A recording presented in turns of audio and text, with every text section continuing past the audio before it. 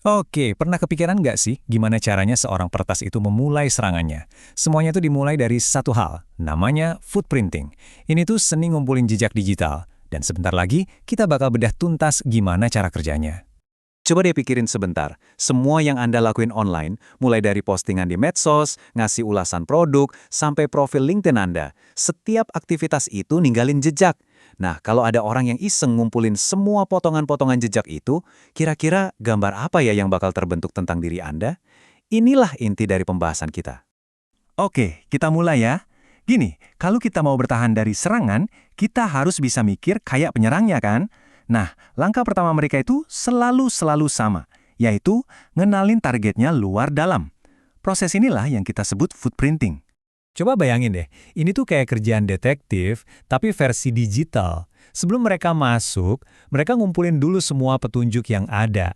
Benar-benar setiap jejak informasi yang Anda atau perusahaan Anda tinggalin di dunia maya. Tujuannya, ya buat bikin profil lengkap targetnya. Jadi gampangnya gini, footprinting itu ya fase intip-intipnya, fase pengintaian. Ini tuh kerjaan ngumpulin informasi yang butuh sabar dan sistematis banget buat memetakan target secara utuh. Dan ini semua dilakuin jauh-jauh sebelum ada satu baris kode jahat pun yang dikirim. Ini pondasinya, pondasi dari setiap serangan yang rapi. Terus, buat apa sih repot-repot ngelakuin ini semua? Tujuannya itu strategis banget. Peretas itu nggak cuma ngumpulin data asal-asalan loh. Mereka itu lagi memetakan gimana sih postur keamanan si target, ngebaca topologi jaringannya, dan ini yang paling penting, mereka nyari orang. Yap, nyari individu, karyawan yang kelihatannya paling gampang dijebol. Entah lewat phishing atau rekayasa sosial. Nah, ternyata nih ada dua cara utama buat ngelakuin pengintaian ini. Yang satu, super senyap kayak hantu. Satunya lagi, ya sedikit lebih berani. Yuk, kita bedah satu-satu. Pasif lawan aktif. Bedanya jelas banget. Kalau footprinting pasif, itu artinya ngamatin dari jauh. Ngumpulin semua info publik tanpa nyentuh sistem target sama sekali. Bener-bener kayak hantu, nggak kelihatan. Nah, kalau yang aktif, walaupun tetap hati-hati ya, dia udah mulai nyolek targetnya. Misalnya nih, ngirim permintaan biasa ke server, cuma buat lihat responsnya gimana.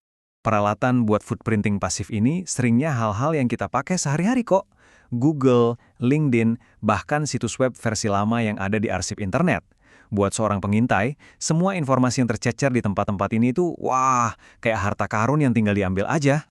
Nah, kalau di sisi aktif, interaksinya lebih to the point. Si penyerang mungkin bakal nge-query server DNS, atau ngelacak ke rute jaringan, atau bahkan nge-download seluruh isi website buat dianalisis offline.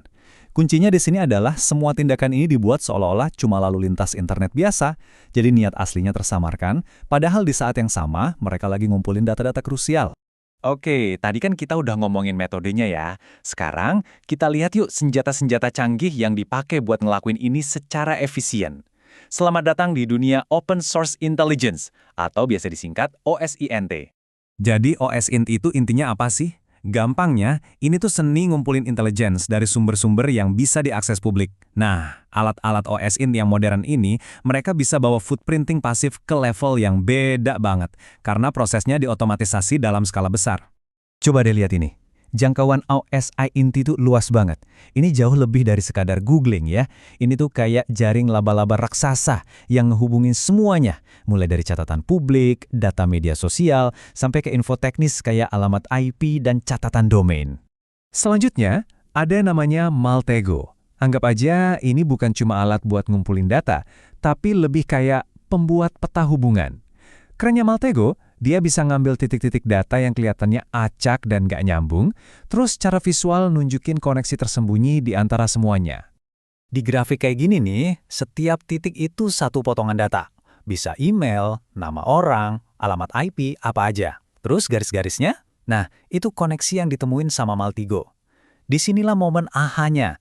Tumpukan data mentah yang badinya nggak berarti apa-apa, tiba-tiba berubah jadi peta serangan yang jelas dan bisa langsung dieksekusi. Terus ada lagi nih yang namanya Shodan. Ini sering banget dijulukin mesin pencarinya para peretas. Kenapa? Soalnya Shodan itu nggak nyari website, tapi nyari perangkat yang nyambung ke internet. Apa aja? Kamera keamanan, sistem kontrol industri, bahkan lampu lalu lintas. Pokoknya kalau ada sesuatu yang nyambung ke internet, kemungkinan besar Shodan bisa nemuin. Mah, setelah semua data dari puluhan sumber ini kekumpul, langkah berikutnya adalah ngerangkai semuanya jadi satu. Disinilah fase pengintaian tadi berubah jadi blueprint serangan, jadi cetak biru. Jadi, intinya begini. Data yang tadinya abstrak itu diubah jadi rencana yang konkret. Alamat IP yang ketemu jadi target buat di-scan. Daftar email karyawan jadi sasaran empuk buat kampanye phishing. Bahkan, alamat kantor fisik bisa jadi target buat serangan rekayasa sosial di dunia nyata. Dan satu hal yang harus banget diingat, dalam dunia footprinting nggak ada data yang sia-sia. Beneran, alamat email lama atau nama mantan karyawan yang kelihatannya udah nggak relevan hari ini, siapa tahu besok-besok justru itu jadi kunci buat ngebobol pertahanan. Oke, setelah kita ngelihat ini semua dari kacamata penyerang, pertanyaan paling pentingnya sekarang adalah, terus kita bisa apa? Gimana caranya kita ngelindungin jejak digital kita sendiri? Pertahanan pertama dan terbaik itu selalu dimulai dari kesadaran. Coba deh audit diri sendiri atau perusahaan Anda.